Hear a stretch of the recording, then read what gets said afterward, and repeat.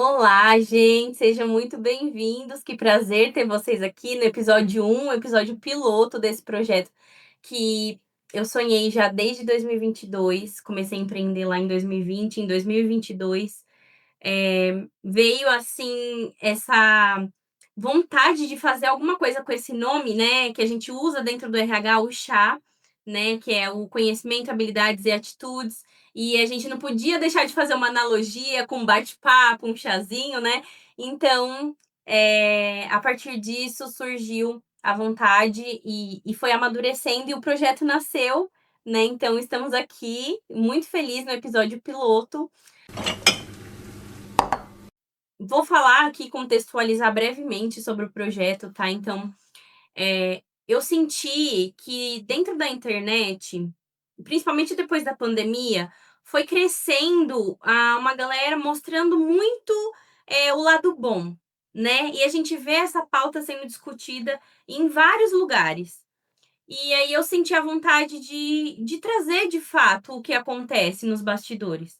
Então, a gente tá aqui na internet, mas por trás a gente também tem os nossos dias difíceis, né? Os dias chuvosos, a gente tem recomeços, a gente tem dias que a nossa conta bancária tá zero, né? Existe vários dias, né? E não é só a coisa bonita que a gente vê na internet. Então eu senti necessidade de trazer isso para a internet também, para que outras pessoas que estivessem assistindo não só se comparassem sentindo falta, mas também se conectando.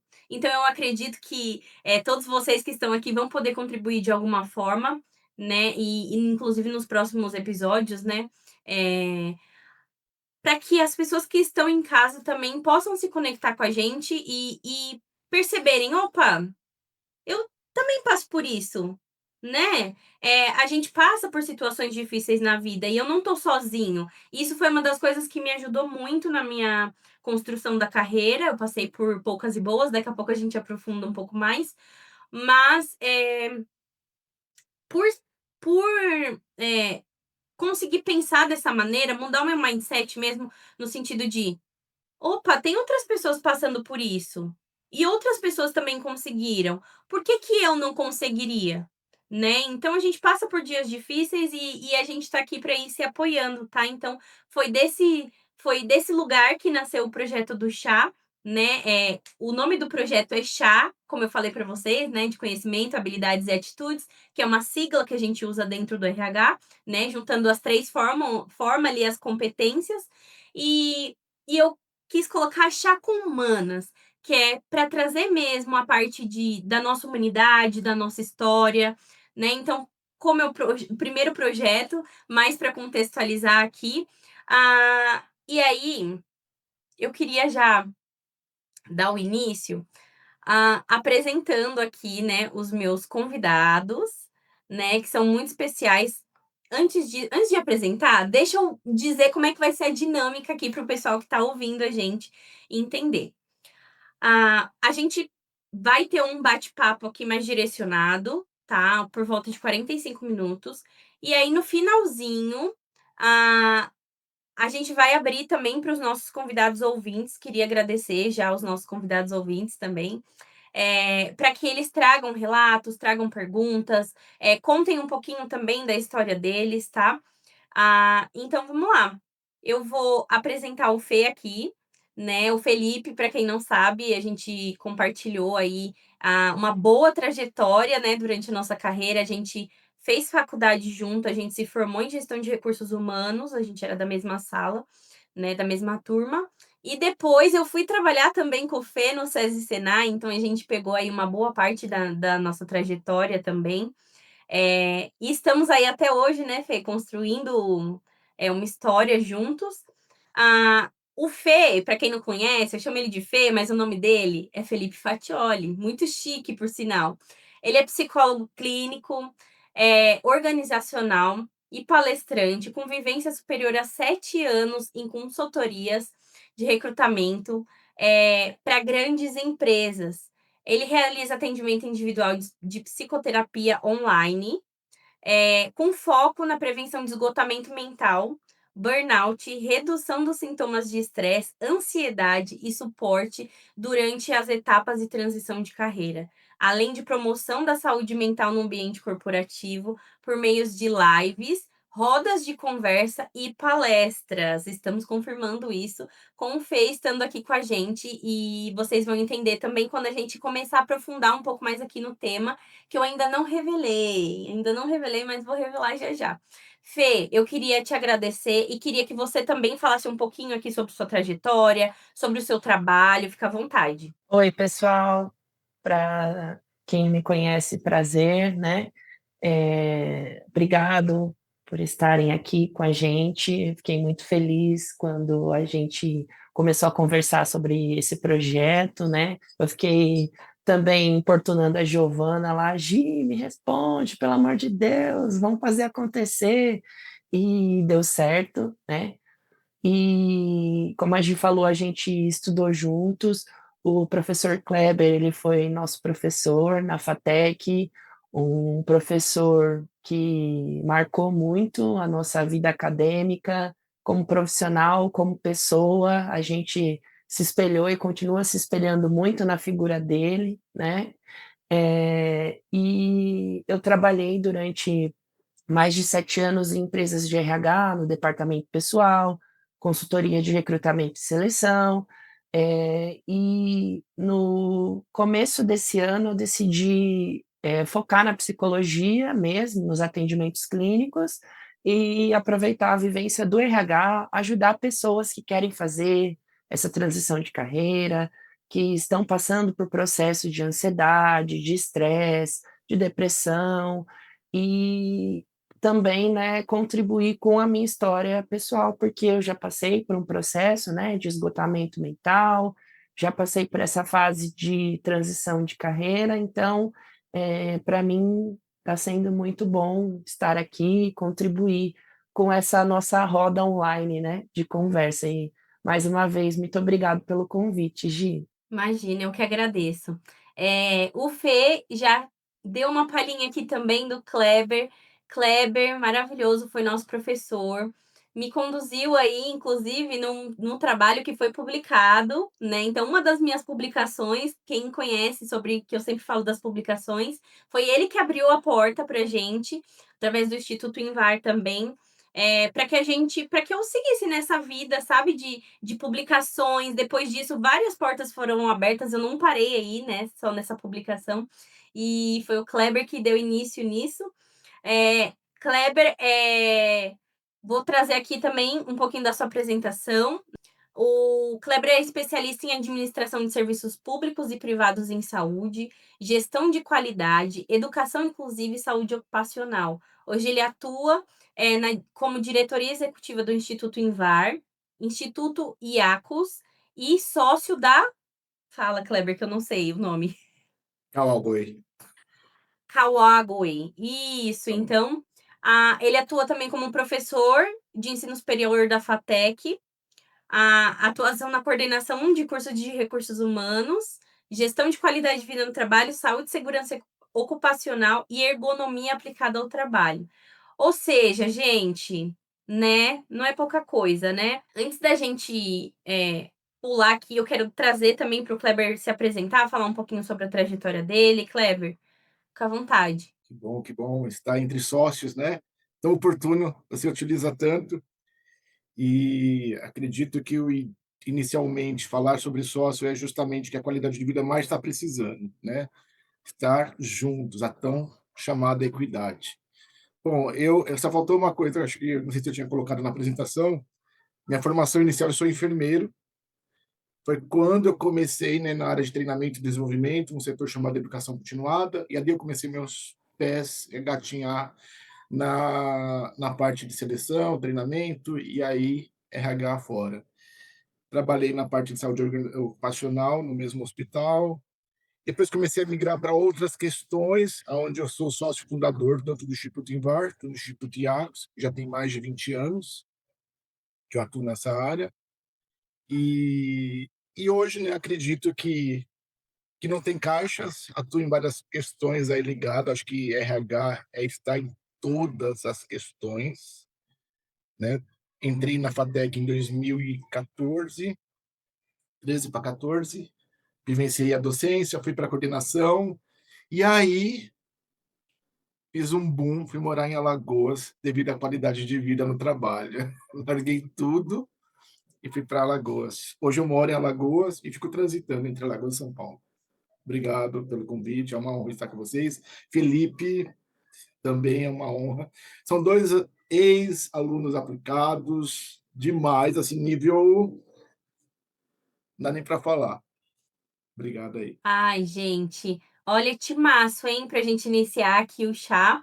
Queria agradecer também a Ruama. Ru, muito obrigada por estar aqui, tá? Cíntia também, muito obrigada por estar aqui. Depois vocês podem se apresentar no finalzinho.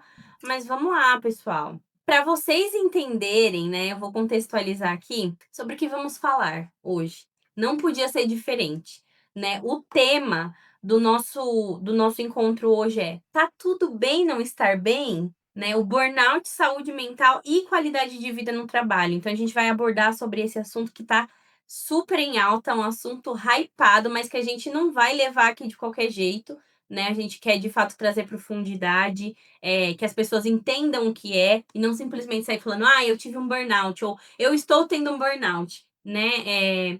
Na verdade, é um assunto muito sério, muitas pessoas, inclusive, têm e não sabem, né? Então, a gente precisa dar essa respirada, a gente precisa, né, tomar um chazinho ali, bater um papo legal, para que a gente consiga ajudar quem está ouvindo a gente também. Eu vou trazer uma leve contextualização aqui, uma bem breve, e aí depois eu já vou passar a bola aqui para os nossos especialistas também, para ouvir um pouquinho deles. Burnout, antes de mais nada, eu vou trazer aqui, é uma palavra que vem do inglês, né? Ele é traduzido. Burn significa de queimando, né? De queima, e out de exterior. Então é como se estivesse pegando fogo. Quem aqui não se identifica, né? Meu Deus, hoje tá tudo pegando fogo, eu tenho que ficar apagando incêndio. Então vem daí, tá? É o pegando fogo ali, tá tudo pegando em fogo em volta. A síndrome de burnout ou a síndrome do esgotamento profissional, que é como a gente conhece mais aqui, né, no Brasil, traduzindo, é um distúrbio emocional com sintomas de exaustão extrema, estresse e esgotamento físico resultante de situações de trabalho desgastantes, que demandam muita competitividade ou responsabilidade. A principal causa da doença é justamente o excesso de trabalho. Essa síndrome é comum em profissionais que atuam diretamente sob pressão e com responsabilidades constantes, como várias profissões, tá? Aqui tem na descrição, tem várias profissões, mas eu acredito que todo mundo, né, tá sujeito aí a sofrer um burnout, seja inclusive fora do trabalho, né? O ISMA, para quem não conhece, é Associação Internacional de Controle de Estresse, né? E o ISMA aqui do Brasil, ele trouxe dados, né, em 2023, que a gente só perde, aqui no Brasil, a gente só perde da quantidade de casos de burnout para o Japão, né? E a gente sabe como é as condições de trabalho no Japão. A gente tem, inclusive, CLT, que a gente fala, nossa, CLT é uma mãe, né? Mas então, o que será que está acontecendo? Né, que a gente tem a CLT para proteger a gente, mesmo assim a gente tá tendo muitos casos de burnout. E isso foi um dado de 2023, mas em 2024 esse número quase que dobrou, tá?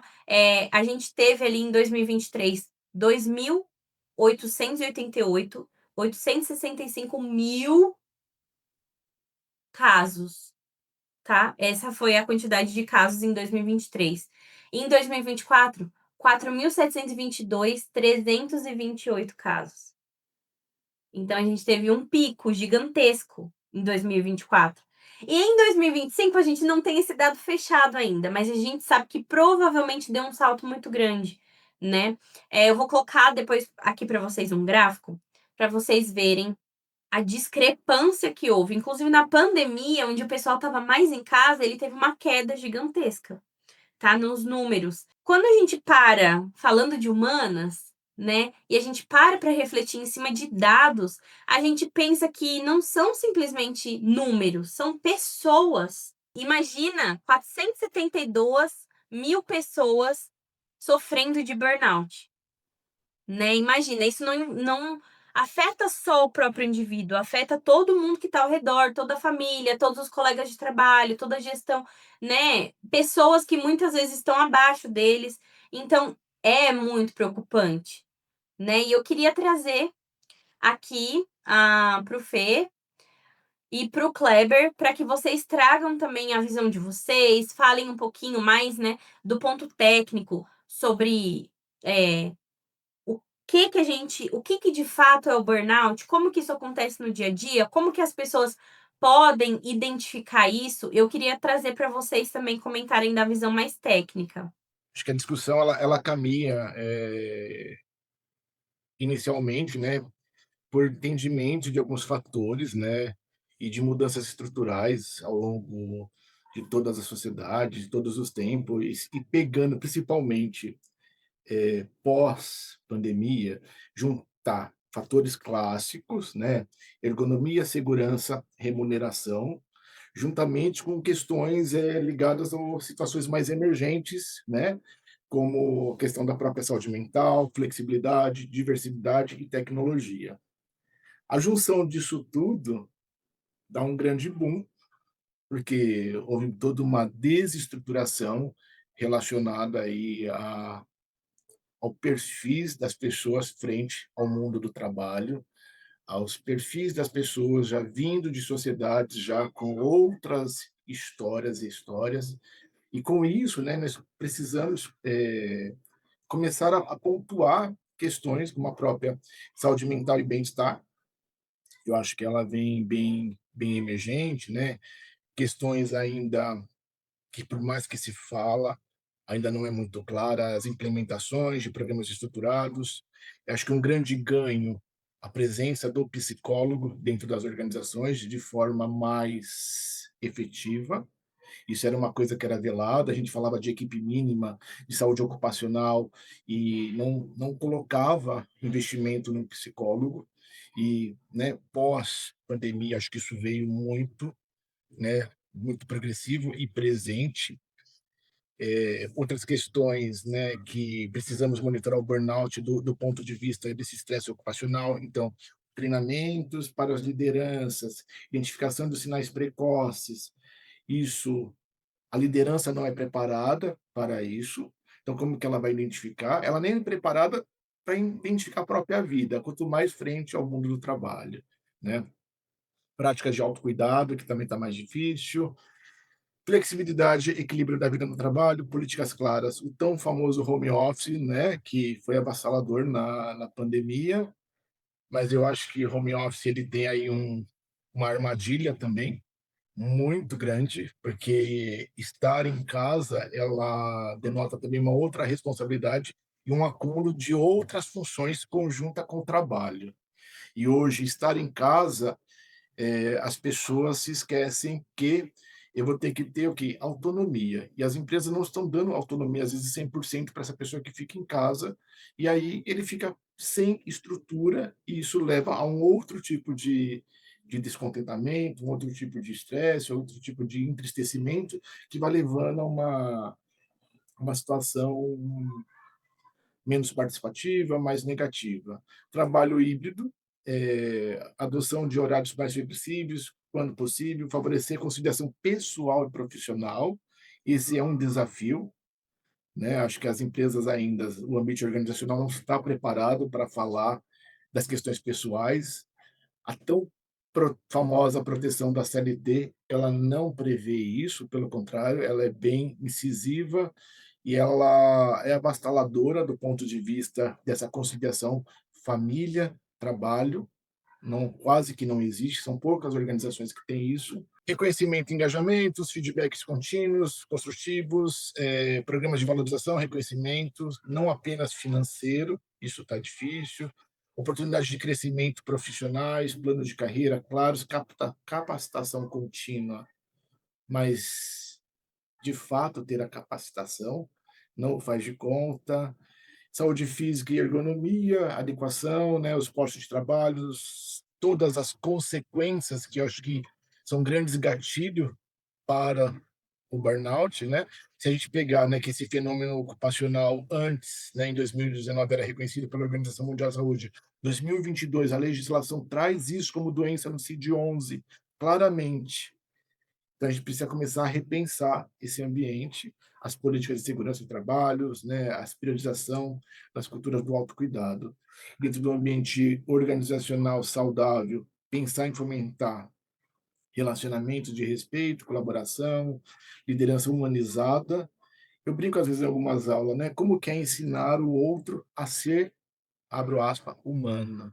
Uma coisa que já deveria ter, né? A tal da empatia, né? O olhar, né? De novo, como que é oportuno, né? A fala da Giovana, né? No sentido sócio, de sentar junto.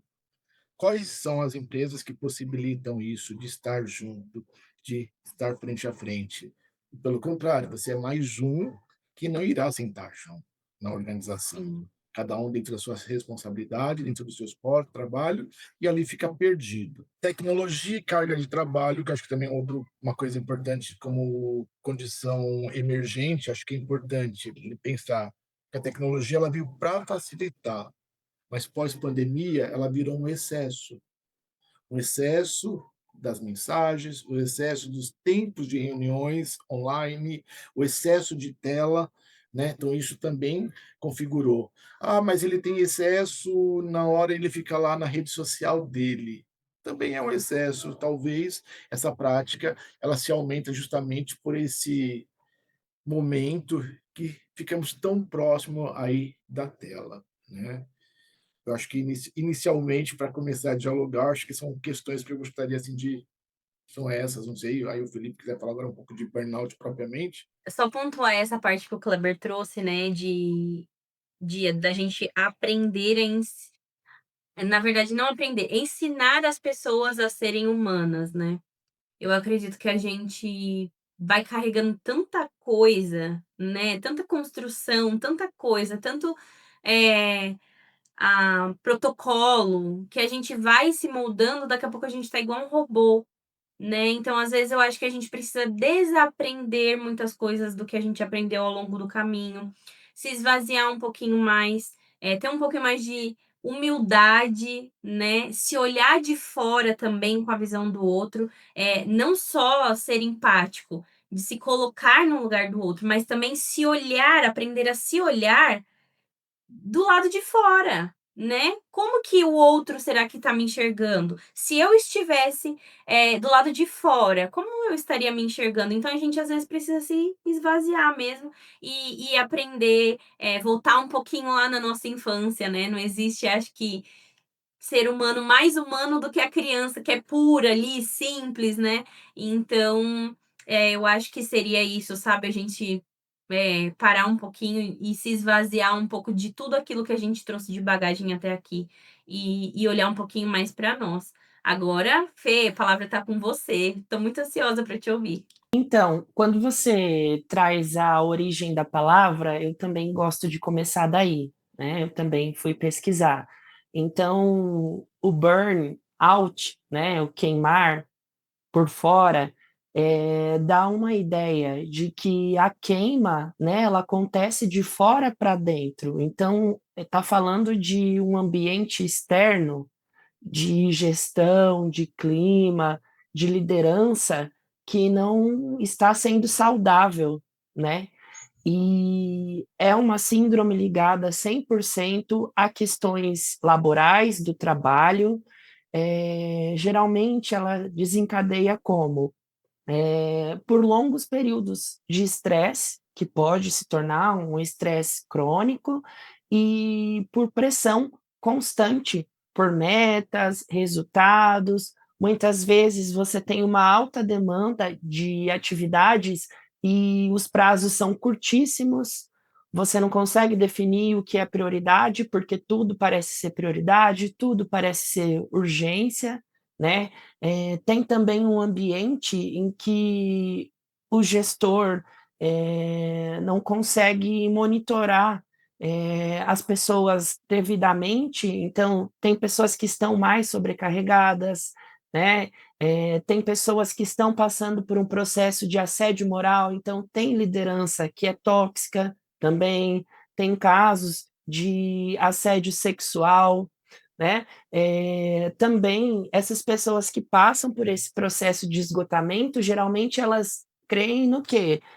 Quanto mais eu entregar, quanto mais proatividade eu demonstrar, mais próximo eu vou estar de uma promoção. E aí eu falo no meu Instagram que é muito provável que você esteja mais próximo de um burnout, porque sem você saber o que você tem que entregar, né, para onde você pode evoluir, fica difícil saber como entregar, né? Então, essa falta de direcionamento, essa má gestão, esse ambiente, esse clima contribui para tudo isso, né? E aí, o que que vai gerando na pessoa? Vai gerando um embotamento afetivo, ela vai se fechando, ela vai se sentindo como uma pessoa incompetente. Então, se eu não consigo entregar, é porque talvez eu não deveria estar nesse cargo, eu não tenho a competência, né?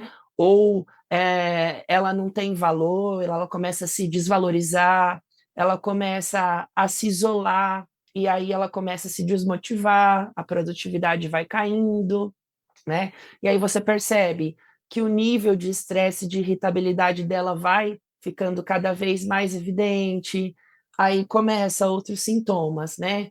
Dor de cabeça constante, você ter que anotar o que você tem que fazer porque você já começa a esquecer, às vezes você está falando algo e você esquece também, e tem impacto até na saúde do coração, na saúde, né, do sistema gastrointestinal. Então tem gente que prende, né? Tem gente que solta o intestino, e eu gosto sempre de trazer uma frase que eu aprendi com a Isabela Camargo, né, que a gente viu naquela palestra excelente do Conar RH, que dor é mensagem.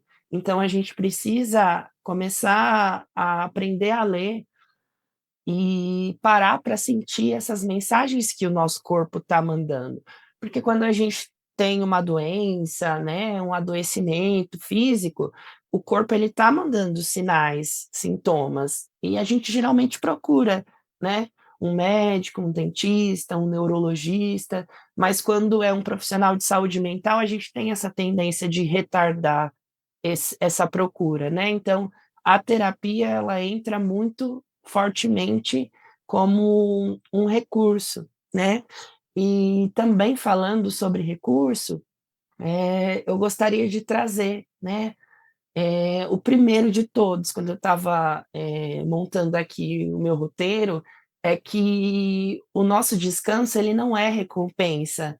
Muitas pessoas elas tratam dessa forma, né? Eu produzi horrores, fui produtivo, hoje dei vários cheques na agenda, então agora eu mereço parar, assistir um filme, me desligar um pouco. Não, quando a gente está com o nosso sono em dia, né, a nossa capacidade de memorização, de concentração, de foco, de produtividade melhora, né?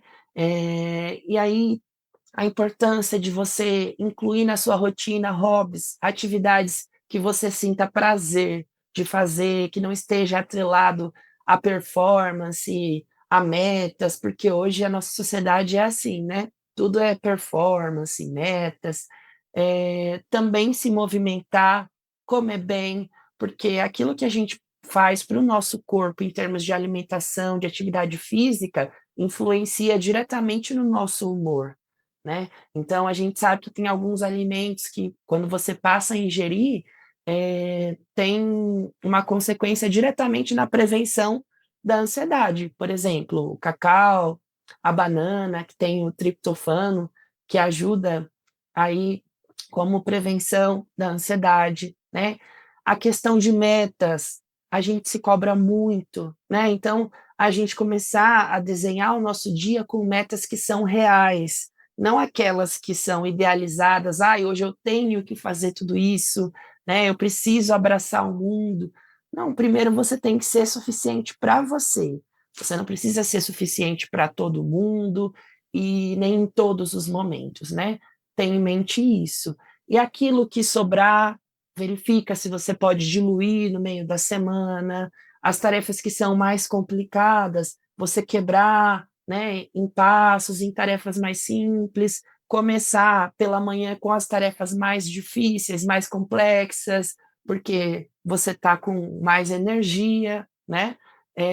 E aquilo que chega de urgente, que a gente sabe que a gente é sempre interrompido, né, por um e-mail, uma mensagem, a gente precisa aprender a negociar, né? Ó, eu estou dando foco nessa atividade aqui, que é a prioridade, então essa tarefa aqui que você está me passando, eu vou conseguir fazer é, daqui a X horas ou daqui a X dias por conta disso, disso e disso, ou se não, conversar. Então, quer que dá foco nessa? Então a gente vai dar foco nessa e vai deixar essa de stand-by, né? Porque quando a gente diz o não, a gente está priorizando a qualidade das nossas atividades, a nossa saúde mental, né? E por último, que a gente está falando de humanidade, né? Rede de apoio, né? Ter um amigo, alguém para conversar, para desabafar. Quando você está ali desabafando, você está se ouvindo. Isso também ajuda a organizar a sua mente, organizar os pensamentos, ou às vezes escrever.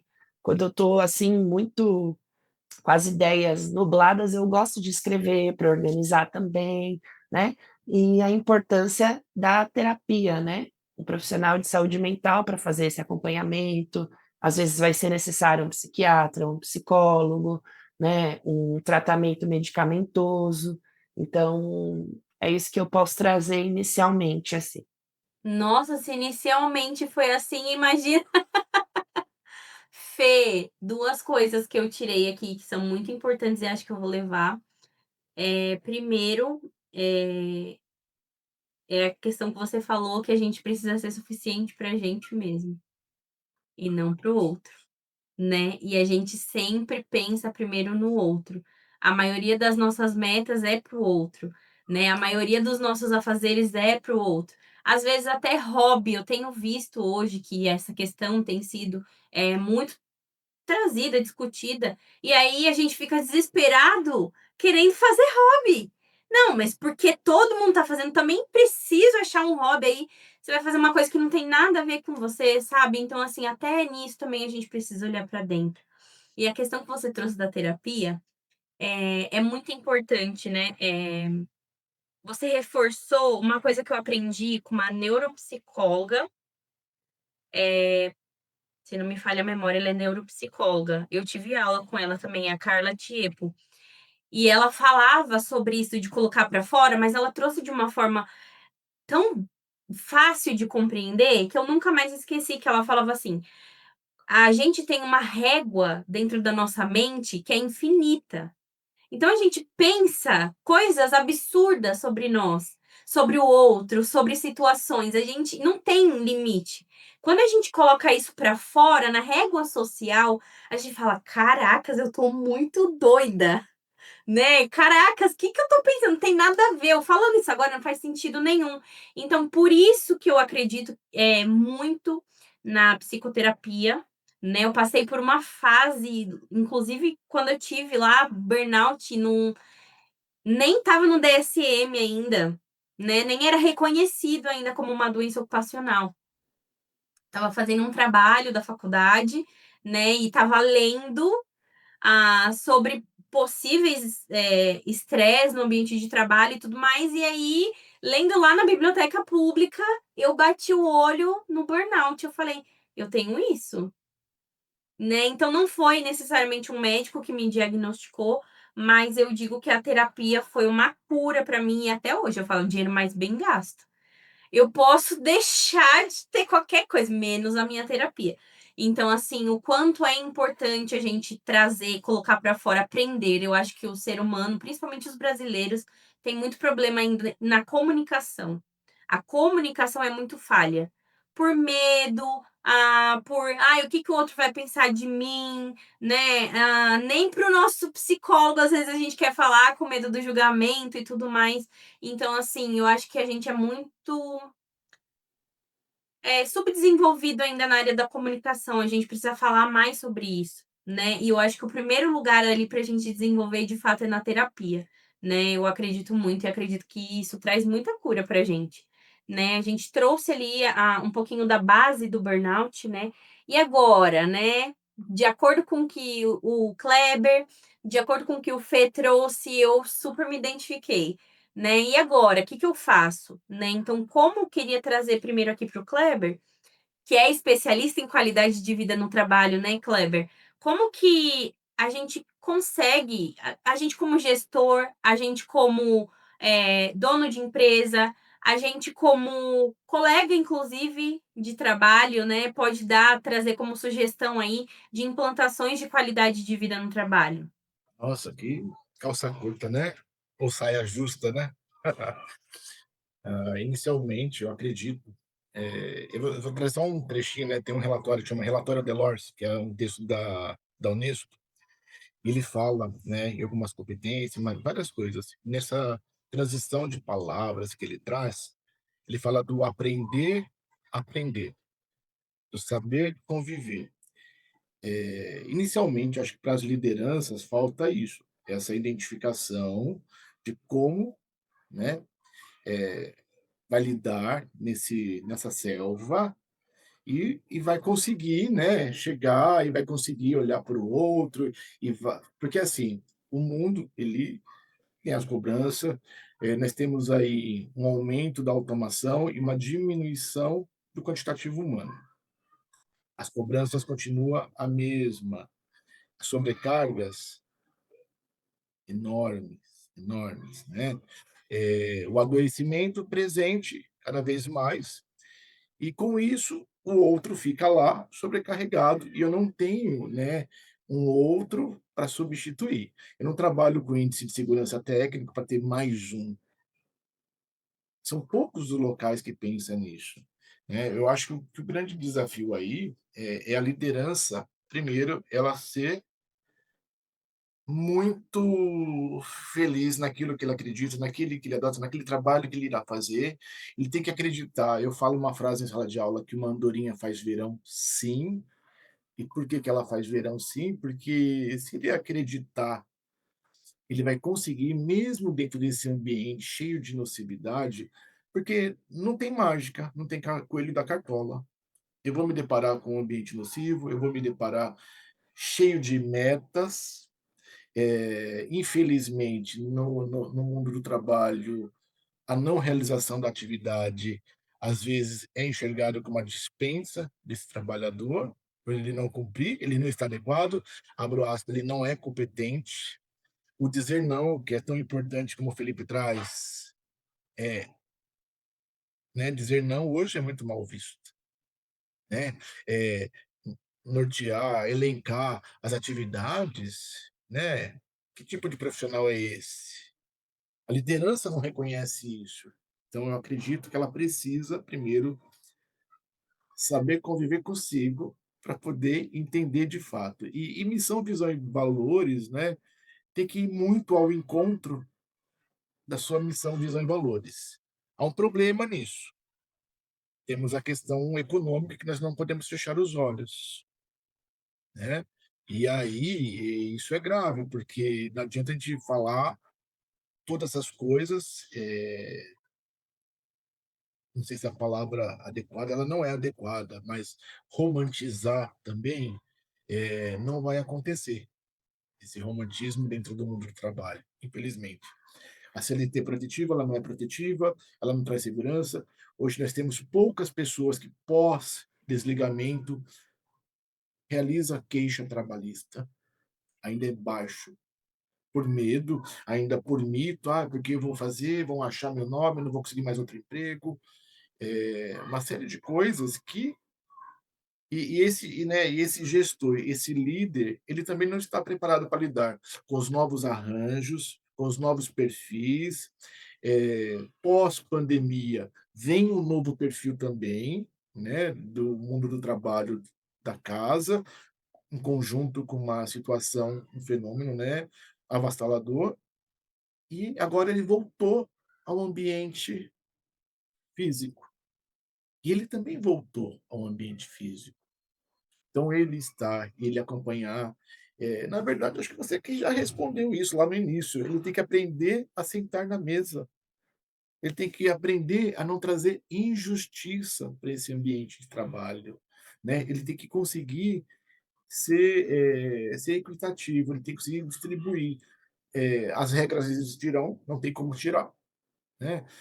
Mas, por exemplo, o diálogo da família dentro do ambiente da organização, flexibilizar talvez outros tipos de licença, são discussões que precisam entrar em pauta, mas de pauta real, precisam ser concretizadas, consolidadas dentro do ambiente. E, infelizmente, a alta diretoria nem sempre irá cumprir com isso. Eu posso falar, por exemplo, eu sou de uma categoria inicialmente, que é a enfermagem, né? Sou enfermeiro, que é um número altíssimo de burnout dentro da categoria de enfermagem, né? Por exemplo, uma das minhas negociações era a folga. Era o que eu tinha, porque o trabalho era muito, não tinha como. Então, a única recompensa que eu tinha, a única moeda de troca era folga para estar com a família. E aí conversamos, aí trocamos, e aí eu conseguia fazer o quê? Com que essa equipe enxergasse que, não sei, depois me corrija, Felipe, professora Cíntia aí, o tal estresse positivo, né? Eu faço algo que eu me esgoto e para conseguir algo. É falso isso, né? Uma pseudo recompensa. Porque depois, quando eu vou folgar, eu estou morto, né? Não, mas é ainda no mundo do trabalho alguma coisa que às vezes essa troca aproxima para eu conseguir manter resultado, produtividade, porque senão fica muito difícil tudo, né? Enfim, não sei se é esse caminho. Acho que é isso um pouquinho. Tá ótimo, tá ótimo. Fê, eu vou trazer outra aqui para você, também para você comentar. Eu queria saber qual que é como que você enxerga, é uma linha muito tênue, né, entre engajamento, o fazer ali, e o burnout. Então, às vezes, eu sou mesmo uma pessoa aplicada, entra inclusive ali eu acho que eles caminham ali juntos, né, que é o vício no trabalho, ser workaholic, né, e o burnout, eles estão ali de mãozinhas dadas, né. E aí eu queria entender como que você enxerga essa situação de, qual que é o ponto ali entre, não sei se dá para separar, tá, mas eu queria que você trouxesse a sua visão, entre ser engajado, ser produtivo e o excesso ali que vai trazer o adoecimento. Eu acho que o ritmo tá em cada um. Se você é uma pessoa que é workaholic e, assim, eu não vejo, sendo bem sincero, ponto positivo em ser workaholic, tá? Minha opinião pessoal. Se você está tendo uma rotina exaustiva, várias horas de trabalho, mais de 12 horas por dia, e o seu corpo já começa a dar esses sinais, então, por exemplo, você está acordando cansada física e mentalmente, você está negligenciando o seu descanso, negligenciando a sua saúde, negligenciando, estar com pessoas que para você são importantes, família, amigos, negligenciando atividades, né, que são prazerosas para você, os hobbies, e que você investia tempo antes, e comparando isso como algo não produtivo, então, eu acho que começa a partir disso, quando você vai, deixando de fazer o que é importante para você, porque você começa a ter essa mentalidade: "Ah, mas isso não é produtivo, isso não vai me gerar dinheiro, isso não vai agregar valor", e o seu corpo mesmo, ele vai dando sinais, sinais físicos, né, sinais, dentro da sua mente. Então eu parto muito disso, dessa questão pessoal, né, na minha visão seria isso. E aí só complementando o que o professor Kleber estava falando, eu acho interessante também pontuar, os gestores precisam começar a criar indicadores.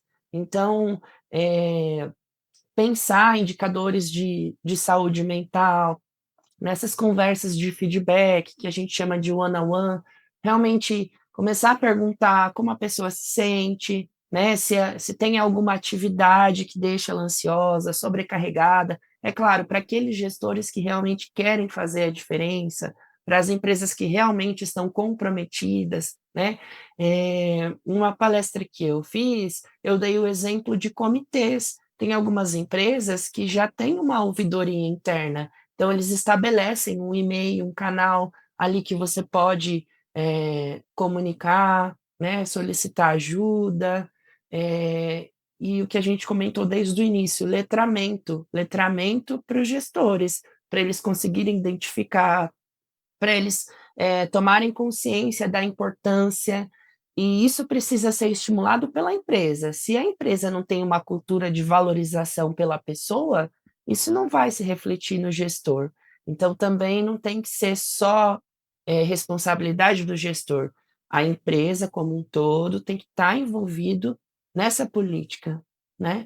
E uma coisa que eu sempre gosto de falar também, saúde mental não é só trabalho, não é só, motivação, não é só propósito, saúde mental é condição financeira, né, de pagar um convênio, de se alimentar minimamente, né, essas questões sociais que a gente negligencia também impactam e muitas vezes é o que a gente leva para o trabalho e aí junta com o ambiente profissional e traz todo esse adoecimento. Então, eu acho super importante pontuar sobre essas questões. Que eu acho que tem uma discussão importante também, né, dentro do ambiente de trabalho, que nem eu falei, não dá para romantizar, né, o Felipe traz uma coisa importantíssima que são os indicadores. Muitos dos problemas dos indicadores é a falta de autonomia para se criar indicadores. Muitas vezes eles já vêm formatados no sentido de um cumprimento, é uma meta, né? E ele não é um indicador onde que ele traz a busca, como, por exemplo, o levantamento, né, o porquê, como esse adoecimento, esses sinais estão acontecendo, e se aproximar, essa escuta ativa, um indicador sobre coisas de um grupo focal, ou seja, outros métodos que poderiam ser colocados dentro desse ambiente, não são levantados, porque, por exemplo, se pega, vou dar aula, é tranquilo. Não, não é tranquilo em nenhum das etapas. Por exemplo, agora nós temos que ficar preocupado com o total de alunos que irão ser devolvidos à sociedade. Então, se não tiver uma quantidade de alunos sendo devolvidos, sinal que um monte de coisa aconteceu. Mas de onde que veio isso? Não partiu só, né, o porquê que esses alunos não estão conseguindo, né. Não tem como, quantos colegas de vocês, né, que saíam de manhã e chegavam à noite, eu fui um desses, né, saía de manhã e chegava à noite. "Ah, vou ficando mais velho, vou melhorar minha qualidade de vida", eu melhorei o ambiente, mas se eu falar que eu acho que eu trabalho mais agora aos meus 50 anos, eu trabalho acho que muito mais, talvez de uma forma mais estratégica, muito mais, né, diferente do ponto de vista operacional, mas eu trabalho muito mais, eu viajo muito mais. A única recompensa, e é uma falsa recompensa também, é estar numa cidade como Maceió. Então, outro dia eu postei uma foto para uma amiga, falei assim: "Olha, meu caminho do trabalho". Na orla. Aí ela mandou a foto do armário dela, né, tudo fechado. Ela: "Ah, é um desaforo isso". Eu falei assim: "Olha, é uma ilusão achar que isso daqui porque olha, tem que fazer uma viagem agora, você, de uma certa forma, está num local fixo. E aí?". Então, ou seja, o belo, o bonito, se configura também com aquele espaço pequeno, e será que tipos de estresse que geram isso, né? Sinais, né, isso que o Felipe traz de reconhecer os sinais é tão importante, né, ser o seu autoavaliador, se permitir identificar isso e assim, o gestor, o líder, né, ele conseguir também se aproximar e estimular essa identificação, isso é tão, acho que importante e tão necessário, e não acontece porque são os, né, é colocado talvez, né, e olha para frente, temos que cumprir, não fala muito, gestor não chora, trabalhador não chora, corta as emoções e segue, entrega o produto. e depois, né, se separa da esposa, do esposo, do companheiro, depois briga lá com a criança em casa. "Ah, eu estou ótimo no trabalho, né, estou olha, minha promoção está quase saindo". Mas a tua promoção a ser solteiro, a tua promoção a perder o amor do seu filho, a sua promoção de perder o seu amor, porque eu vou descontar em alguma coisa, né, porque eu não vou me cuidar, não vou ter tempo para fazer um hobby para mim, não vou uma série de coisas eu deixo, né. E essa coisa, né, do extrínseco, do intrínseco, né, é muito, né, os fatores biopsico socioeconômicos, espirituais, como que eu trago isso, né, como que eu olho, né, eu falo em diversidade, né, mas como que eu olho para a diversidade, não só do ponto de vista que a mídia traz, mas a diversidade de se aproximar para uma pessoa da higienização que naquela empresa eles não tiveram o requisito de ter uma pessoa com ensino fundamental, eles permitiram. Mas como que é essa interação, né? Como que eu não gero a exclusão?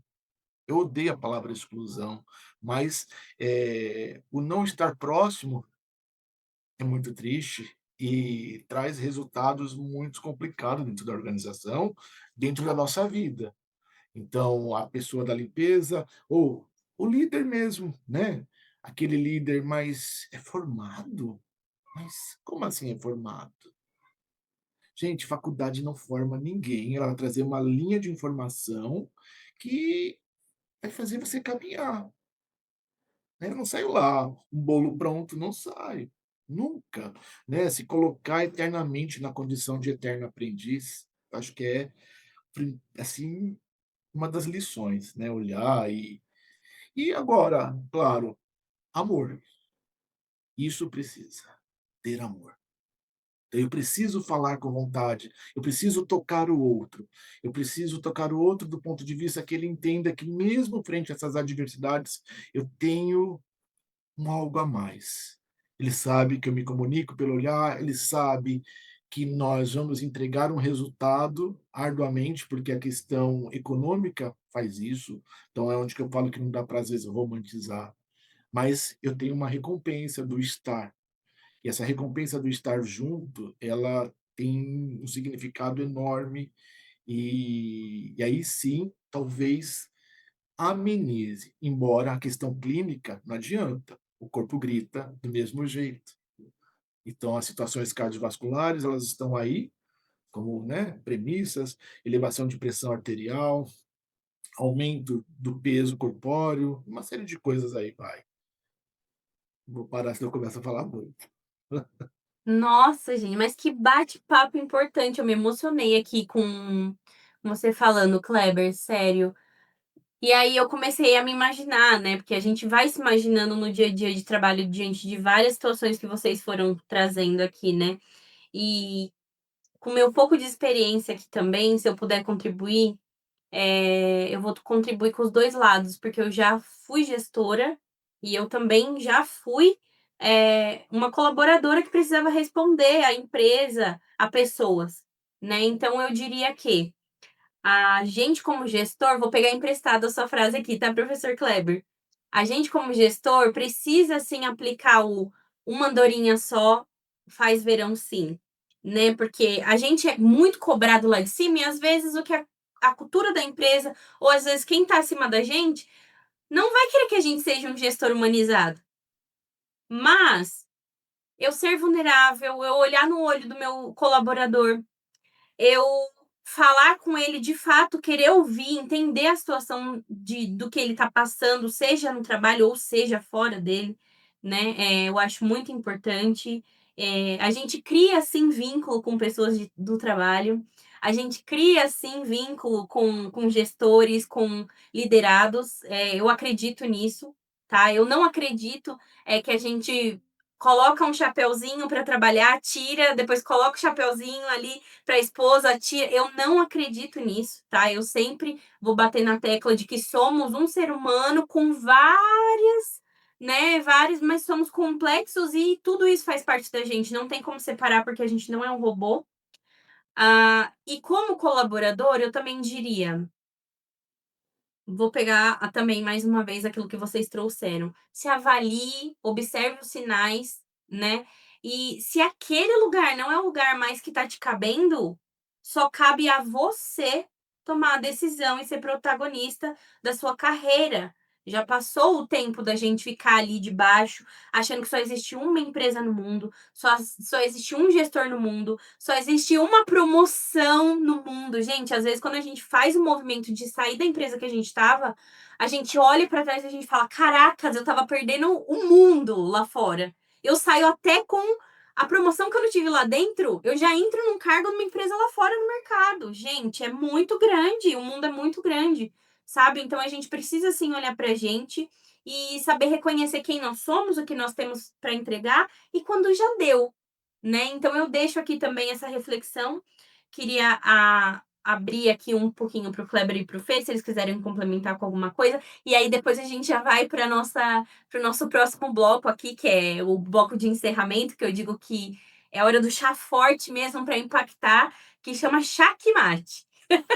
Eu adoro analogia. Então, vou Uhum. deixar aqui antes, se vocês quiserem trazer alguma coisa que a gente não falou. Olha, eu acredito também uma coisa que você traz, né, hoje,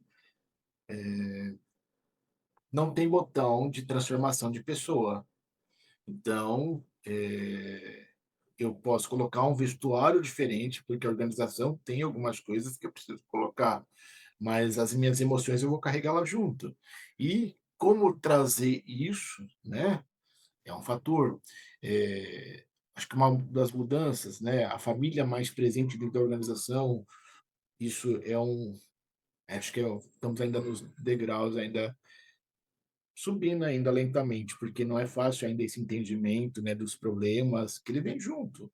E não adianta, agora, que medidas que eu tenho, por exemplo, se eu pego a própria CLT, né, que eu posso, né, será que é oportuno se pensar numa licença não remunerada? Será que é oportuno em pensar em um adiantamento de férias? Qual flexibilidade que eu tenho para ele ficar bem, ele, ela, né, não importa.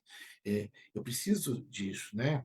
Eu preciso entendimento também de, né, no sentido plural mesmo, né. Eu preciso, enquanto gestor, saber identificar perfis, eu preciso ter um acompanhamento se estou sendo, não sei se vocês vão concordar, da psicologia, mas eu não acredito na imparcialidade. Também Porque não, hã? também não. Também não? Ai, que bom que eu não estou sozinho, né. Não, Porque a imparcialidade eu acho que ela não vai existir mesmo de fato. Agora, eu tenho que ter um vestuário muito norteador, um roteiro, ou seja, as competências e habilidades elas têm que estar muito alicerçadas para que eu não seja injusto, porque mesmo eu não sendo imparcial, eu tenho que ter esse olhar claro, né, que conhecimento que eu preciso, que atitude que eu preciso, como que eu preciso. Então, se eu penso numa avaliação de desempenho, como pontuar? Então, na medida, né, que eu sigo o roteiro, que eu consigo ter essa construção, esse vínculo, mas eu consigo aplicar a avaliação independente de ser o meu amigo, acho que é mais fácil trabalhar com o meu amigo. Mas eu tenho que ter uma competência de conseguir falar para o meu amigo, até porque se eu tenho mais vínculo com ele, então acho que é aí que eu tenho que ter mais facilidade para pontuar os erros dele. E às vezes acontece o erro, o contrário, né. E isso gera, né, de novo, a injustiça no ambiente de trabalho, que acho que é um dos fatores que leva ao desgaste, leva ao estresse, leva ao entristecimento, leva à desmotivação, leva à desvalorização, leva uma série de coisas que deixam o outro, eh, de novo, na exclusão, né. E ele perde o senso de pertencimento da organização, ele perde a vontade e ele cumpre a tabela e ele descumpre com a saúde dele. Agora não é fácil, né, eu mesmo já tive uma experiência de estar numa organização, uma carga horária de 30 horas semanais, livre, horário que eu quisesse, um cargo de gerência, salário muito razoável, na época era um salário de quase que 15.000, só que no dia que eu bati meu carro na Radial Leste, não sei se vocês conhecem a Avenida Radial Leste, todos, né, eu falei assim: "Gente, opa, eu não estou aplicando o que eu falo". Só que é difícil você desligar de 15.000 caindo na conta. Aí onde que veio não, né, mas é possível. Aí, claro, me alicercei, busquei caminhos para poder mudar. Mas essas questões das oportunidades também hoje é complexo. Hoje nós vivenciamos hoje vagas na instituição pública, porque não tem quem queira estudar. E tem uma série de outros fatores. Não tem como não olhar para a Agenda 2030 que, né, estamos aqui em 2025, o DS8 do crescimento econômico, fatores de trabalho, ainda continuamos, parece que engateando. Ainda tem muita situação, discrepantes, muitas situações ainda de trabalho inadequado, né. Eu agora mesmo vivencio na região aqui do Nordeste, quantas coisas erradas. E aí? Agora, como mudar isso tudo também? Como, né, então acho que a principal coisa é, se a liderança, o gestor, ele começar a ter uma atitude mais próxima, eu acredito que já é o primeiro caminho. Ah, talvez é o tal do morde e assopra, né, o abro aspas, ser mais bonzinho. Não, não é ser bonzinho, mas é conseguir conviver melhor. Acho que hoje muitas pessoas estão nas organizações, às vezes, pelo vínculo, às vezes não é remuneração, às vezes, mas às vezes o ambiente ele é muito legal. Tem isso também. São poucos, né, mas às vezes acontece. Agora, não adianta, né, trabalhamos longe, não temos reconhecimento, a saúde ocupacional é uma farsa, né, porque saúde ocupacional hoje, o grande boom como qualidade de vida inicialmente, então avalio para o bem-estar, mas eu avalio para você ser mais produtivo, eu não quero você doente trabalhando. E aí? Aí hoje na saúde ocupacional vem NR1, vem presença do psicólogo, vem fatores psicossociais, já tem um monte de tabelinha pronta dos fatores psicossociais para aplicar, já estão burlando já. CRP, nos ajude, por favor, né, fique em cima. Né, tem que ter vocês lá junto, porque senão e outra coisa também, né, a desmistificar, a procurar o profissional do comportamento, né, o como você traz, né, Felipe, o psicólogo ou psiquiatra, né, é comum: "Ah, eu vou no ginecologista, ah, eu vou no cardiologista, ah, eu vou no endócrino". Não, eu vou no psicólogo. Eu preciso buscar uma ajuda de direcionamento. Se eu não estou me encontrando, se eu não estou enxergando, eu preciso disso. Senão, fica tudo muito vendido, muito infelizmente, né, as empresas burlam. Ainda é pequeno o número, por mais que tenha número de processo trabalhista, mas é pequeno. Saúde ocupacional, fatores ergonômicos é uma grande brecha para processo trabalhista. Ainda mais agora, né, ergonomia é um leque. Inícios de sinais, né, para o entristecimento, para o estresse crônico, o próprio burnout. Agora, que consequência, né, que fatores profissionais ou ocupacionais levam a isso, a essa síndrome? Quantas consequências ruins no ambiente, nocivas? Nenhuma mais forte do que o ser nocivo chamado humano. Esse é o principal fator nocivo que nos traz hoje, acho que o maior adoecimento e o maior fator de não querer voltar no outro dia para um ambiente laboral. E aí, Felipe, agora agora é com Sim. você. Só aproveitando o gancho também para a gente fazer um fechamento, eu acho interessante isso que o professor Kleber falou, porque a gente vê aí no LinkedIn, né, o LinkedIn, que é o mundo da fantasia, às vezes aparece alguém falando a real. Isso é bom. A pessoa se afastou por burnout, aí ela chega, a primeira coisa que fazem é mandar embora, né, porque o interesse é que você esteja com saúde para você continuar produzindo. E é muito importante investir nesse autoconhecimento, porque você vai começar a pensar: "Será que vale a pena investir em um lugar, me curar e continuar em um ambiente que me adoece?", né. Então, com o autoconhecimento, você vai entendendo quais são os seus limites. Uma conversa que eu tive com a minha prima, recentemente, quais são os seus inegociáveis, né. Então, certas coisas a gente só aprende, reconhece em uma terapia, né, e o profissional de saúde mental, ele vai te auxiliar nessa jornada, né. E, se for o caso, também te acompanhar nesse processo, né, de transição. E como a Gi falou, quando a gente está no meio do problema, a gente não consegue ver muitas soluções, é difícil de começar, né. Eu passei por um processo de transição de carreira e no início, para mim, era muito impossível viver de psicologia, mas quando você começa a dar os pequenos passos, as coisas vão acontecendo, e quando você coloca ali o seu coração, quando você está vivendo o seu propósito, né, quando você não está mais em um lugar em que você, está tendo ansiedade, que está sendo mais dor do que prazer, as coisas vão se encaminhando, né. Mesmo que a sua renda não seja igual a antes, mas pelo menos dessa vez você, eh, dorme mais em paz, não tem tanta insônia, não já vai com aquela vontade de chorar, aquele choro entalado na garganta, né, aquela vontade de gritar, de não voltar mais, de sair para tomar um cafezinho no banheiro, não voltar nunca mais. Então, é muito importante esse sinal e investir no autoconhecimento, né. Quando a Gi fala da terapia, é um inegociável dela.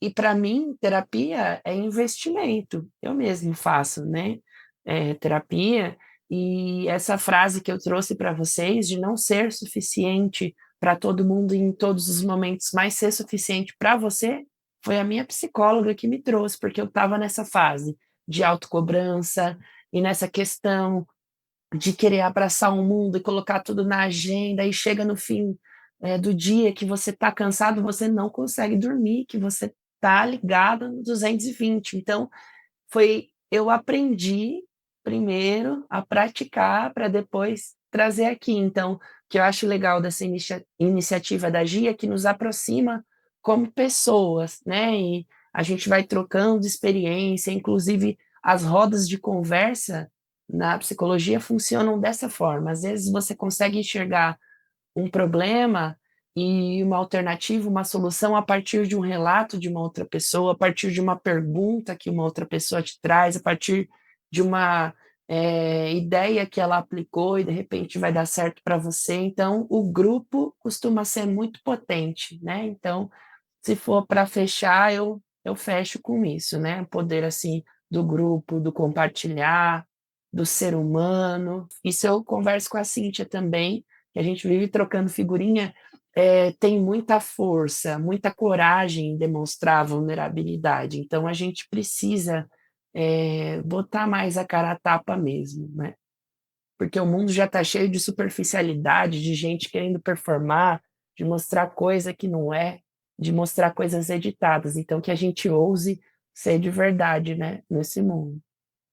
Ai, que lindo! Nossa, gente, mais uma vez eu tenho a certeza que eu escolhi as pessoas certas para a gente abrir, né, esse projeto, porque é exatamente sobre isso que eu penso, né, a gente precisa mesmo ser de verdade e ter coragem mesmo de trazer e mostrar para as outras pessoas que quem a gente é, né, e para que eu acho que tem um poder de cura muito grande, da gente mostrar a nossa vulnerabilidade. Minha psicóloga fez uma dinâmica comigo, é muito interessante. Não tenho papel, não estava preparada para isso, mas ela pegou o papel e ela fez vários furinhos, assim. Ela falou: "Através da nossa vulnerabilidade, das nossas feridas, a gente consegue enxergar o outro", né, e pelos buraquinhos ela mostrava, assim: "Eu consigo te enxergar através disso", e a conexão nisso. Então eu acho que exatamente a gente ter essa troca, faz a gente ser mais humano, faz a gente, gerar mais conexão com as pessoas, o grupo, né, e não precisa ter só um grupo adoecendo, pode existir também um grupo curando, né, então, somos nós que estamos aqui, né, tendo coragem de falar e trazer nossa história, porque eu acredito que todos nós que estamos aqui também já passamos por burnout, né, já passamos por algum estresse no ambiente de trabalho, em algum momento que a gente precisou parar e refletir. E eu vou vir aqui já para um chá forte agora, um xaque-mate. E eu quero trazer aqui para vocês, eh, para o Fê e para o professor Kleber, né, de uma forma mais resumida. O que que vocês gostariam muito que as pessoas soubessem sobre burnout? Eu acho que elas precisam saber muito, seria talvez 2 tópicos, né, saúde física e ergonomia. Políticas de segurança no trabalho que priorize a prevenção do cuidado, do autocuidado. Então eu acho que na medida que elas começarem a entender, estar seguros, então começa inicialmente de como eu transito na minha escolha da minha profissão, do meu trabalho e, né, todo Sempre local. digo eu sempre digo uma coisa que eu vou reforçar aqui com essa fala sua, professor. Eu falo: "Nós não somos educados para carreira, nós não somos educados". A gente aprende sobre tudo, Exatamente, menos sobre carreira. exatamente. E aí, né, agora, claro, tem o contexto social, não dá para, mas eu acredito que, assim, as escolhas das carreiras, ela é importante, que isso já vai ser assim, mesmo se eu não estiver no local, mas eu consigo já caminhar, porque o mercado de trabalho também se comporta de uma maneira muito diversa e nem sempre a gente vai conseguir, né, estar naquilo que eu tenho aptidão ou naquilo que eu escolhi. Acho que isso é um fator natural. Mas acho que na medida que as pessoas começarem a priorizar a segurança de si, né, e entender como saber conviver e como, né, tem uma frase que eu gosto, né, "o conhecimento norteia a conduta". Então, eles precisam ter conhecimento de si, precisam ter conhecimento de onde vão, precisam entender da cultura organizacional, eles precisam. Eu já fui numa entrevista que era uma enorme cooperativa e uma pessoa de formação superior no meio da dinâmica, falou que estava ali porque era uma instituição que dava um super vale transporte, uma super cesta básica. É de se estranhar, mas também faltou habilidade da pessoa que estava na dinâmica de entender como que era a vida daquela pessoa, e talvez isso era tão essencial estar numa organização desse porte hoje, que então precisa de uma série de encontros também, e as lideranças estão muito mal informadas, estão muito mal, não querem estar próximo. Consegue, né, um roteiro, né, que eu não posso estar, que eu não posso ficar, que eu não posso, né, eu tenho que aplicar uma medida disciplinar, eu tenho que pensar na suspensão, eu tenho que pensar, enfim, né, e não de fato na formação contínua. Ah, então eu tenho uma medida disciplinar para aplicar, mas e aí? Qual que é a questão? Como que eu volto para entender se aquela medida que eu apliquei fez essa pessoa crescer no ponto de vista de se desenvolver, no ponto de vista de ela entender, né. Hum.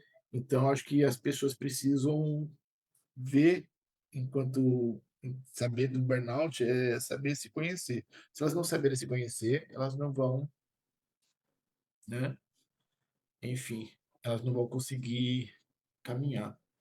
Acho que é o autoconhecimento, acho que elas precisam disso.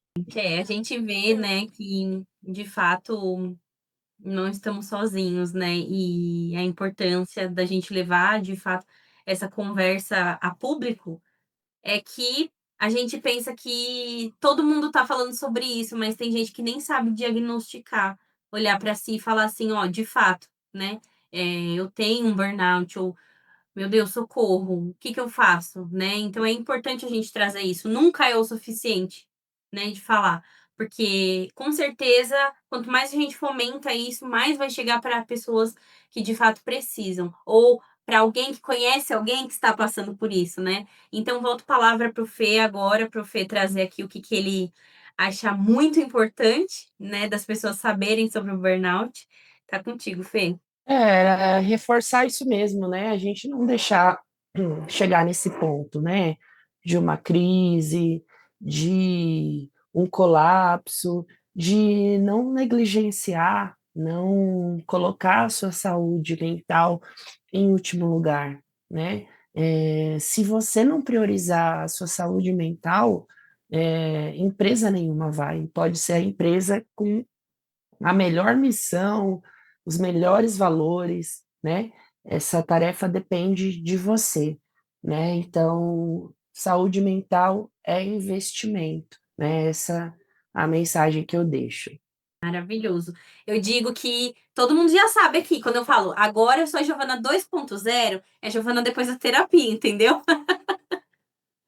Ai, gente, muito bom o bate-papo com vocês. Eu queria abrir para a Cíntia. Cíntia, seja muito bem-vinda. Queria também abrir para você, se você tiver seu relato para trazer, quiser trazer também alguma pergunta pra gente, pontuações, fique à vontade. Também estou muito honrado em participar do primeiro episódio de muitos que virão. E muitas coisas que foram ditas mexeu muito comigo. Felipe acompanhou. Eu comecei a desenvolver burnout sem saber o que era, em 2023.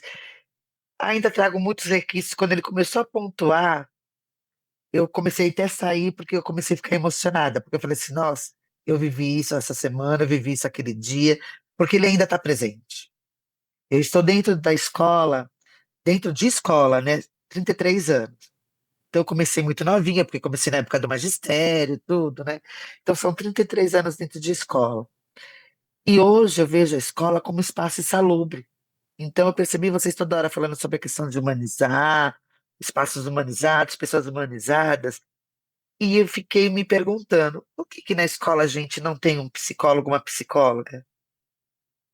Como nós vamos humanizar as nossas condutas diante das crianças, que já trazem tantas demandas para a gente, se a gente não tem um salvo resguardo ali? E nem as crianças têm também. Então, assim, hoje eu vejo a escola como um espaço totalmente insalubre. Não é a escola que eu trabalho, não é o segmento por ser público, porque amigos nossos de escola particulares também passam a mesma coisa. E nós estamos ao bel. Ninguém olha pra gente porque tá mais fácil mesmo.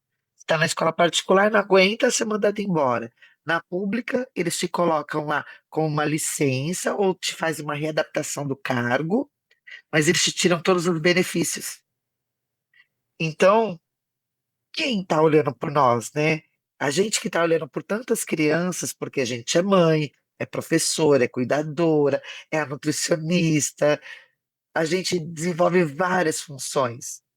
E a escola pública, né, no caso na que eu estou, na rede, é muito burocrática, é muita documentação.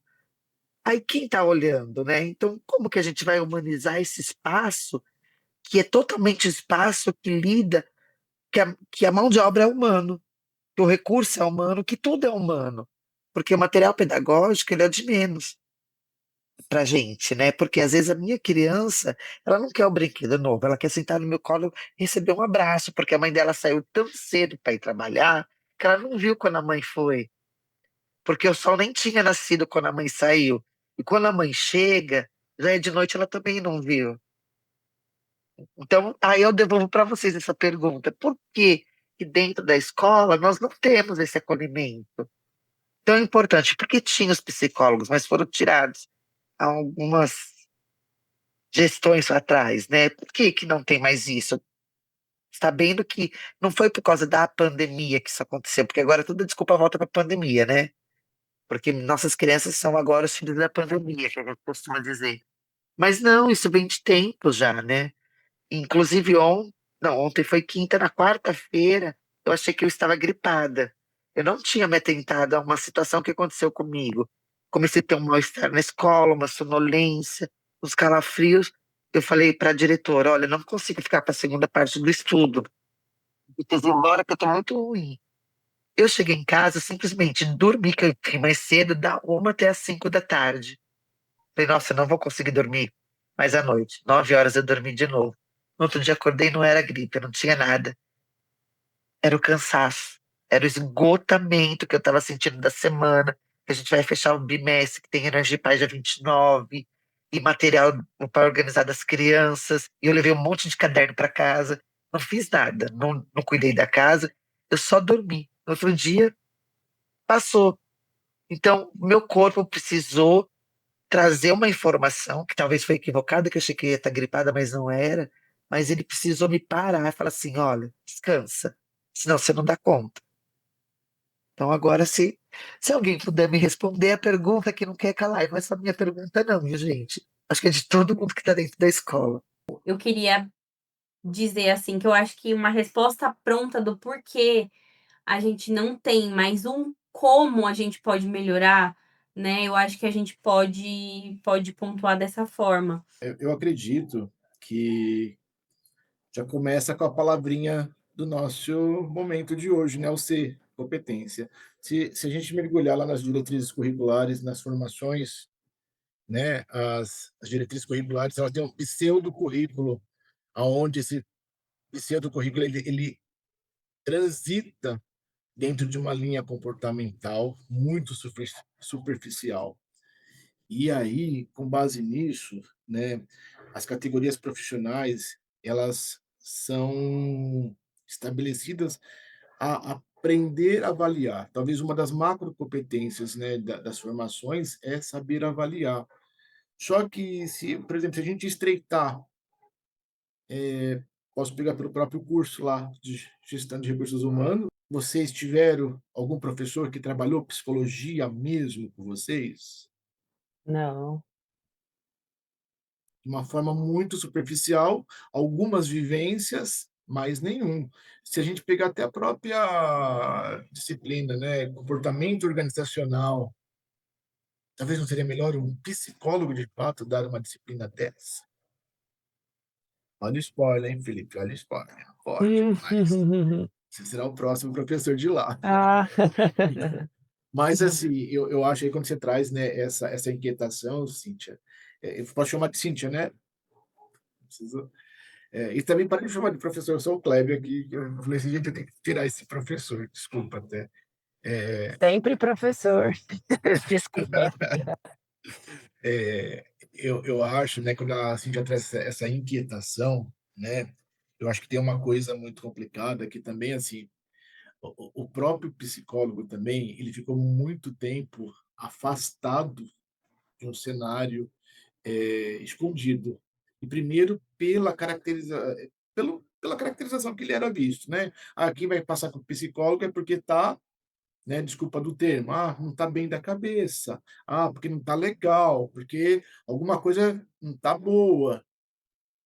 Então eu acho que isso coloca o psicólogo distante do ponto de vista social e ele poder, de fato, acompanhar as questões que são tão emergentes.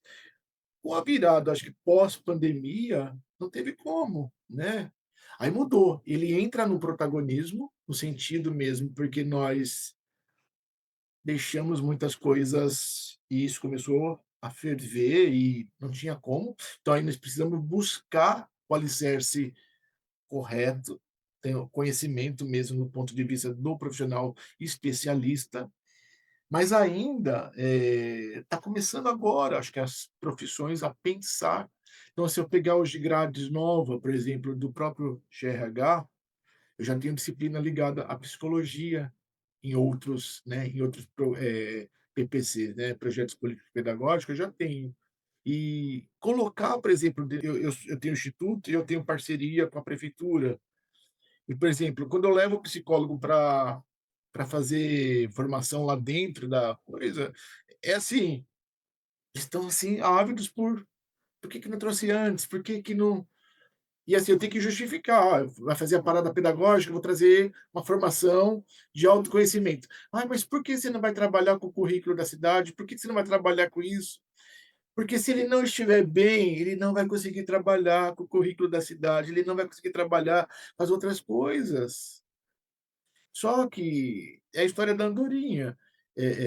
Talvez a minha formação inicial de enfermeiro, né, e eu fui enfermeiro de oncologia. Eu acho que isso me aproximou muito mais de um vínculo mais humanizado de fato, né. Claro que eu acho que alguns valores eu trago mesmo da minha formação pessoal, familiar, mas, eu acho que trabalhar com oncologia me colocou num local muito especial, no sentido do olhar para o outro, né. E eu trabalhei na infância oncológica, na hematologia, com as leucemia, então isso me trouxe um diferencial. E eu também tive a oportunidade de trabalhar com uma equipe multidisciplinar, igual a literatura né. Eu tinha lá um chefe médico, que a visita começava pelo pessoal da enfermagem. Ele falava assim: "Ó, vocês são os que mais estão com o paciente". Aí depois vinha o psicólogo falar, depois vinha a nutricionista falar. Esse modelo construiu, acho que uma formação muito especial para mim, no sentido de, primeiro, de valorizar. Então, eu discutia, ia lá, conversava quando alguma coisa estava acontecendo, eu chamava lá a minha psicóloga, que eu tinha uma psicóloga nessa unidade, então era diferenciado. Aí talvez por isso esse meu olhar. Outra questão, a própria saúde ocupacional, sempre eu achei que tinha que ter o psicólogo. Agora com os fatores psicossociais, é do ergonomista. Tá, ele vai aplicar lá a regrinha, mas gente, precisa do psicólogo. Ele que vai fechar o diagnóstico. É ele que fecha o diagnóstico, é ele que avalia. E aí, na educação, nós estamos de fato num ambiente muito insalubre, que dependendo da categoria, né, se for no ensino superior, você é professor de ensino superior, você é professor do estado, da prefeitura, ai que vida boa. Só que não, né? Só que não, né? E outra coisa lá, o fator, né, da exclusão. Você é readaptado, você é colocado, aí você perde o benefício. E aí? Como que fica isso daí, né? Aí eu desestruturo, ou seja, se eu tenho que ter um olhar biopsíquico, socioeconômico, espiritual, aí eu vou mexer no financeiro, né, no econômico. Aí eu não vou ficar bem. Então, eu acredito assim, que futuramente, acho que isso fará parte de fato, né? Enquanto equipe mínima ter um profissional de fato do comportamento, junto conosco.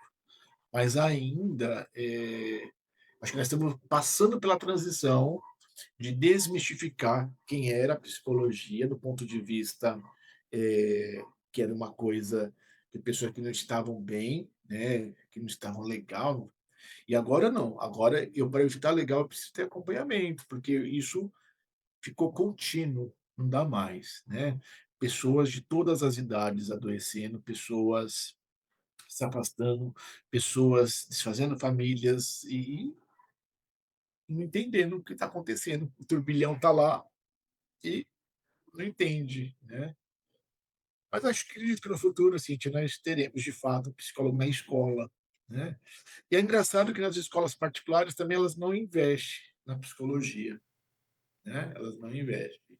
Não tem esse Elas, olhar, nem a escola particular, porque eu fui muito tempo de escola particular, na rede pública estou há 8 anos.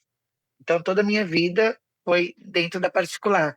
Nunca eu encontrei, me deparei com uma escola que de fato tivesse esse profissional para lidar mesmo com as relações humanas, né?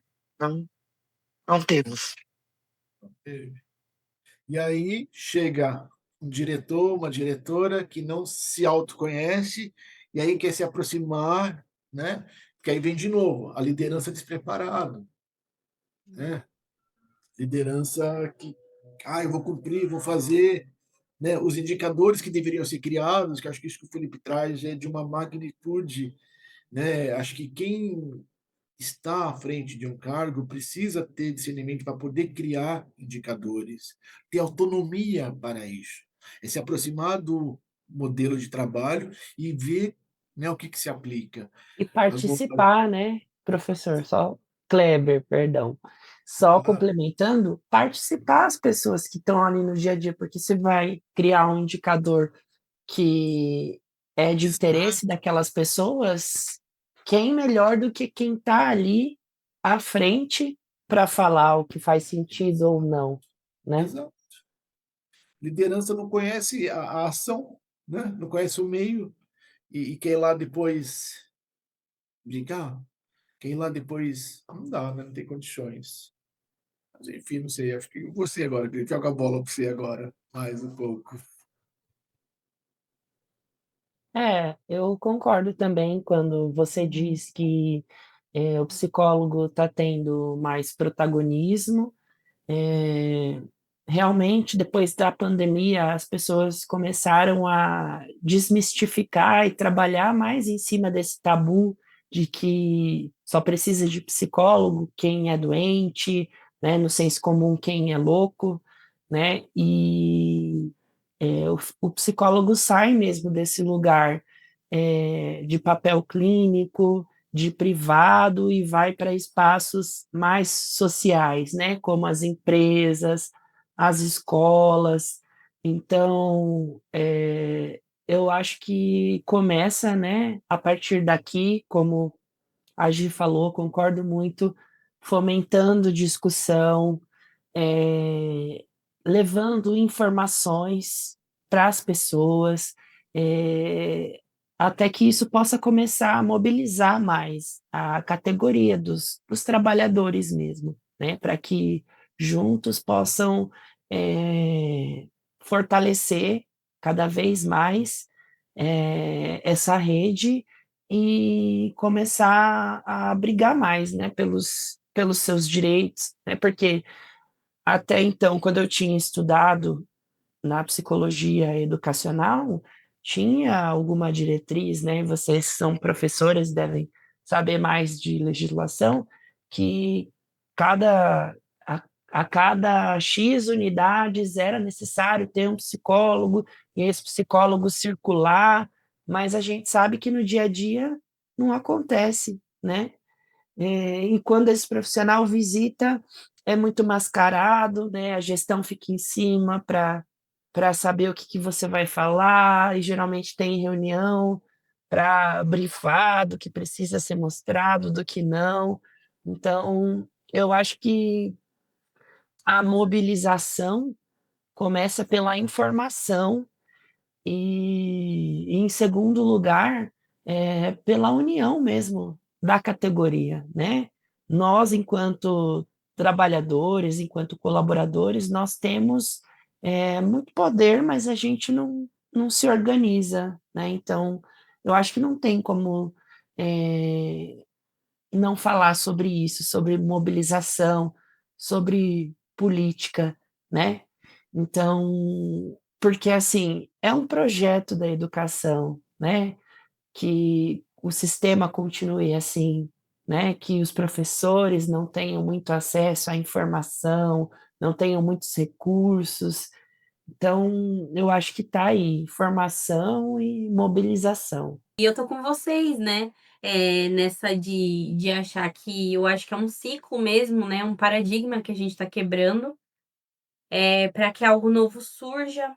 A gente vê é cultural, né, era cultural essa fala de que quem precisava mesmo de um psicólogo era alguém que estava com problema, né, ou era alguém que era doido, né, então as pessoas inclusive tinham vergonha de procurar um profissional por conta disso.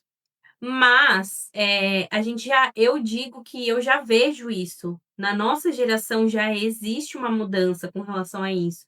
Então hoje a gente mesmo está tomando a decisão de ir buscar, né, um profissional não necessariamente só porque a gente está passando por alguma situação difícil, mas também por conta do autoconhecimento. Eu acredito muito nisso, né? E o autoconhecimento desenvolve várias outras coisas, né? Eu gosto de uma frase que fala que quanto mais para dentro, mais eu transbordo, né? Então, assim, a gente precisa se conhecer e a psicoterapia faz esse trabalho. Então, eu acredito também, Cíntia, que daqui a um tempo isso vai ser diferente, sabe? Os próprios alunos, já desde criança, eles já sentem essa necessidade, né. Então eu acredito que não vai ter muito, né, para onde, a galera fugir não, vai ser meio que obrigatório, né. Então, eu acredito também, tô junto aqui com o Fê e com o Kleber, de que num futuro bem próximo, acredito que isso será mudado. Encerramos, gente, vamos chegar aqui no finalzinho. Ah, igual o programa do Jô. Ah! Ah, Não chegamos lá ainda no Jô, né, mas, eu queria aqui agradecer, né, a vocês, a Cíntia, vou começar pela Cíntia, muito obrigada, Cíntia, por ter a coragem de trazer a sua vulnerabilidade, a coragem de estar aqui com a gente, de ouvir, né, eu também me emocionei ali durante algumas falas, lembrando de algumas coisas, não é fácil, né, mas eu tenho certeza aí que a parte mais importante de você se autoanalisar, de buscar uma ajuda, de conseguir reconhecer alguns pontos, alguns gatilhos, né, disso em você também já é super importante. Conta com a gente naquilo que você precisar, tá, pode contar com a gente. Queria agradecer o Fê, né, Fê, você sabe como você é especial, né, não só, na minha trajetória profissional, mas também na vida. Eu e o Fê ficamos um tempão sem se falar, mas quando a gente fala, parece que a gente nunca ficou longe, né, então a gente tem essa conexão. A gente tem um jeito de trabalho muito parecido, a gente até falava isso, né, Fê, quando a gente trabalhava juntos, a gente tem uma forma de trabalhar muito Sim, parecida, então a gente se entende, né, a gente sabe o que que é que a gente passa no dia a dia também, né, tentando dar o nosso melhor ali. Então muito obrigada, tá, por trazer toda essa parte técnica e humana, né. É um prazer para mim ter mais esse projeto aqui para falar que você fez parte. Agradecer ao Kleber. Kleber, muito obrigada. Não tem como explicar a sensação de um dia, né, tá sentada para aprender com você e outro dia tá sentada na mesma mesa que você, né, ouvindo você falar com tanta sabedoria, né, com tanta propriedade, convivência, né, de tudo isso aqui que a gente trouxe também, trazer um pouquinho sobre não só sobre o seu conhecimento técnico, mas também sobre a sua trajetória, né, de ter a coragem aí de mudar, né, de largar tudo, coisas tão importantes que a gente constrói, né, a gente vive, né, com esse planejamento de carreira e chega uma hora que a gente fala: "Tá, mas o que que de fato importa?", né, e você trouxe isso também com a sua vivência, então muito obrigada, tá, eu espero que esse seja o começo de muitas coisas que a gente aqui como grupo também vai construir, e contem sempre comigo, tá? Eu vou deixar aberto aqui, se vocês quiserem trazer alguma coisa também antes da gente encerrar. acho que é importante, né, essa disponibilidade pós, né, o chá Uhum. aqui. Então, também me coloco totalmente à disposição. Vocês já sabem, né? Acho que era um dos professores que todos os alunos tinham meu WhatsApp. Então, qual que é o sentido disso? É de estar disponível mesmo. E nunca teve assim, alguém me ligando na madrugada, nunca. Isso era muito engraçado. E olha só, era bastante aluno, né? Uhum. Então, acho que esse momento aqui também, acho que é muito importante para quem nos assistir. é, é, Pode me procurar através da Giovana, me coloco totalmente à disposição, que eu acho que o mais importante é essa ponte, esse vínculo que cria-se agora a partir, né, desse local de fala que é extremamente nobre e importante, né? E que bom e feliz que vocês foram para a sociedade, continua evoluindo. Então, assim, acho que o papel lá da instituição pública, acho que vocês dois são dois, né? Claro, tem outros muitos exemplos, mas que maravilhoso estar aqui com vocês dois e, né?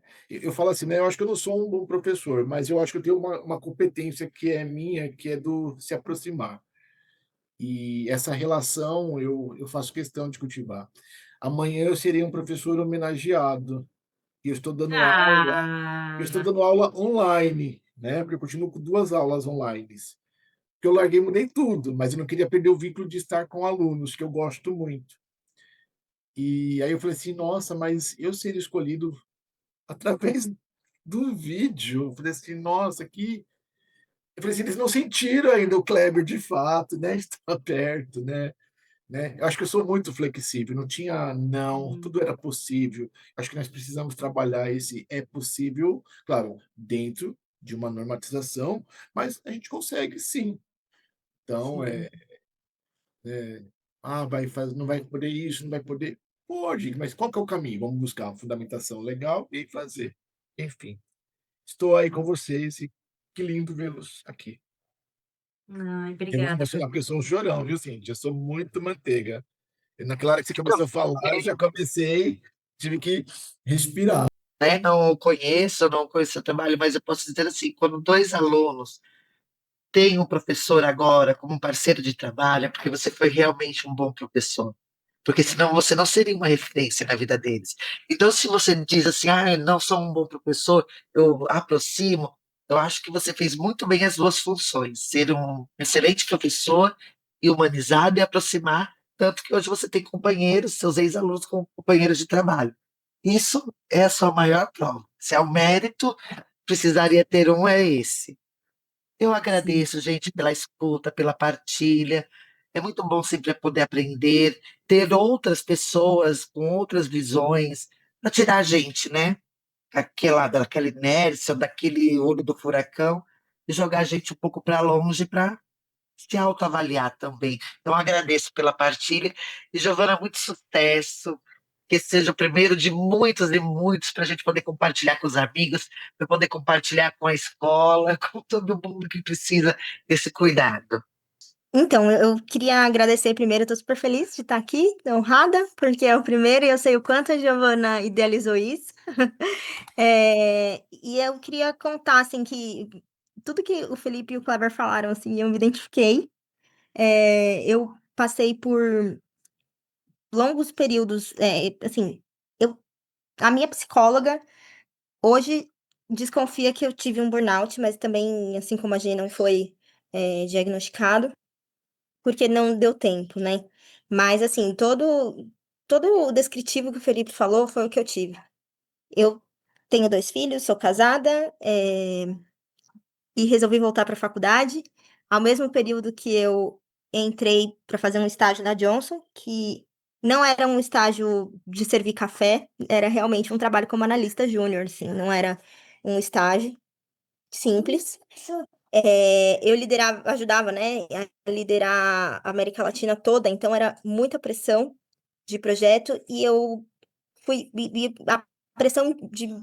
a pressão comigo mesma para ser efetivada numa empresa grande, né, como aquela.